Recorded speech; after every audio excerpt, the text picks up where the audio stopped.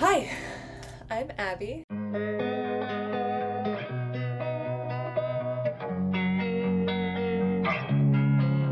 And welcome to my survival guide.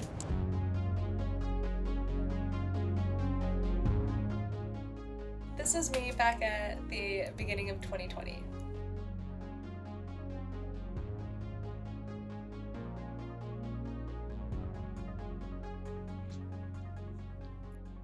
I'd like to share some insights on what helped me turn around from this to this at the end of 2021.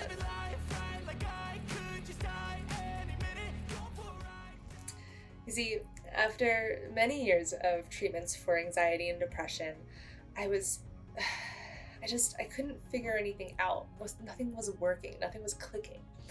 I needed to see if I could finally crack the code to being me, you know? I wanted to see if I could find any trends, any triggers, anything that would really, figure it out. Something that would make it click. All these mental health habits and self-care, stuff and treatments and everything were great, but I needed to see how they actually worked. So I documented every day for the past 2 years. I've seen a lot of change. Not just with photos, but with gratitude journals, tracking my feelings, the music that I surrounded myself with and listened to every day. I kept track of it all. Yeah, that's a lot of writing. See, what I found was a series of stories that led me to where I am today. A roadmap to happiness, if you will. So I'm going to tell you a story. Because our lives are a series of stories that we tell ourselves, woven together with every experience, every memory, every thought that we have. These stories make us who we are today. They mold our visions of ourselves. They affect our thoughts, alter our perceptions. They create our world. But here's the thing. We create our world. We create our thoughts. We can create our reality. You can create your reality. And I've got proof. I've got 2 years worth of proof. See, there's a saying. Whether you think you can or you think you can't, you're right. The only thing that's standing in your way is yourself and the stories that you tell yourself. But there's a key to rewriting the stories that we tell ourselves. And that key is kindness, both to yourself and to others. You see, when you learn to be kind to yourself, you begin to unlock doors of opportunities that you never would have thought imaginable. And hopefully, by walking you through my process of how I healed my self-image and learned to love myself again and learned to find happiness and finding the true power that you hold within, maybe you'll be inspired to make a change in your life and know that you have the power and you are capable of doing this too. All it takes is a decision to change. But that's hard to do. And it's scary. I didn't want to change. We're comfortable. We're creatures of habit. We like to be comfortable. That's who we are. Change is not something that we adapt to quickly, especially if you're struggling with where to start. So I've laid out this roadmap of how I incorporated these mental health tools throughout my life. So you can too. Now, this method won't work for everyone. If there's one thing that I've learned through all of this, it's that mental health is not one size fits all. Different things work for different people, and that's okay. I spent 8 or 9 years trying to figure out what didn't work for me. So now I can focus on what does work for me. And hopefully, something will work for you too. This is not going to magically erase your problems. There will still be hardships. It's the way of the world. Yin and yang, good and bad, light and dark. That's life. But maybe with this, it'll make your problems a little easier to deal with. Maybe with this, you'll see that you're not alone. Maybe those dark days might not seem so dark. And you'll be able to see that there is a light at the end of the tunnel. My wish is that something that I say in these videos will spark a glimmer of hope, knowing that you have the tools to overcome anything, knowing that you are stronger than you think. You're stronger than you even know. So, as I go through this story, know that it's not just my story. This is our story.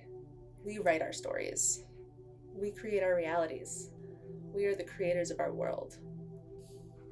I look back at those pictures of me over the past several years. I strive just to say I'm alright. I was so unhealthy. I was unhappy. I was depressed all the time. I was anxious. I was at my highest weight, 297 pounds. I was on enough medication to tranquilize a horse at one point. That was an actual quote from one of my doctors. I was depressed and desperate for a change. I needed to do something. So I made a change. And then I made another. And little by little, change after change, I started to become happier. I started to feel more joy. I started to lose weight. I was able to come off of all of my medications with approval from my doctor.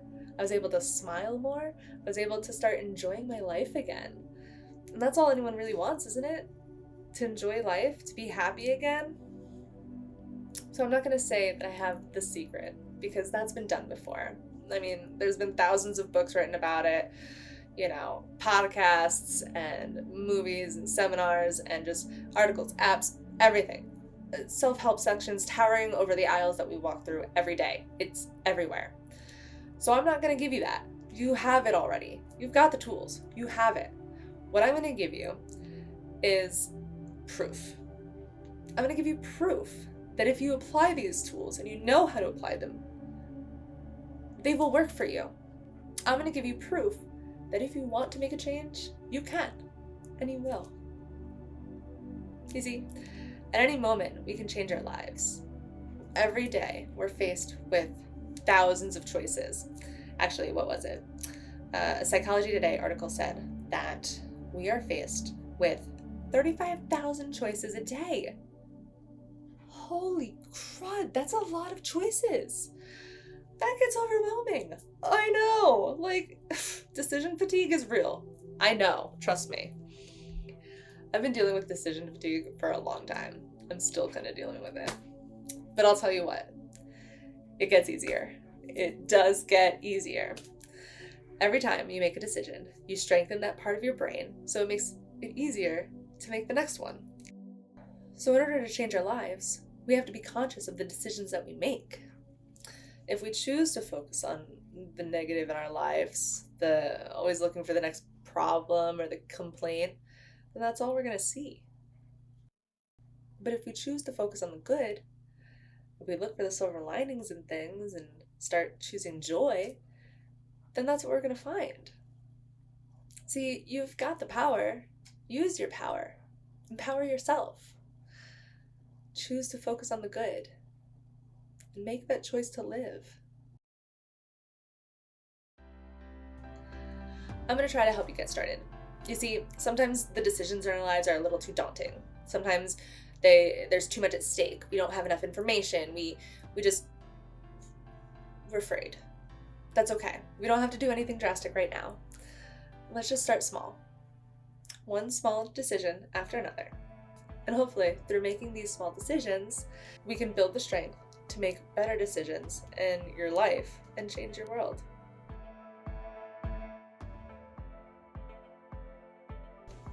Battery low. Alright, just do it real fast. Quick disclaimer here. Results may vary. I'm not a doctor or a psychiatrist or a therapist or any of that, so I'm going to leave that stuff to the professionals. All of my videos are going to have links of resources that you can check out to find therapists, doctors, treatments in your area that can help you with this stuff. While I'm not a professional, I have, however, gone through years and years of treatments, spent thousands and thousands of dollars on prescriptions and doctor's visits and whatever I thought would make me feel better or make my life better. And if you have the ability to, I highly recommend finding a doctor that you can talk to. Important to note, every body is different. If you feel like you can't connect with someone, find someone different. Mental health is the first step towards physical health. So for everyone who might not have the option to talk to someone, for everyone who's too ashamed or afraid to talk to someone, for everyone who wants to talk to someone but doesn't know where to start, I'm with you. I feel you. I hear you. You don't have to go through this alone. We can go through this together. I'm going to share with you the bits of information and knowledge and advice that I've accumulated over these years that everyone can incorporate in their life. This is not perfect. I'm not perfect. No one is. But we can all strive to make better choices moving forward. See, there's so much to learn and so much to become. We can all learn to be kinder, better friends to ourselves and to others. So here I am, trying to give back in the only way I know how, by being a friend. So please, take everything I say with a grain of salt. Know that it comes from a place of love. Maybe something I've learned in my years of therapy will relate to you and help you along your journey as well. We could all use a friend. Let me be yours.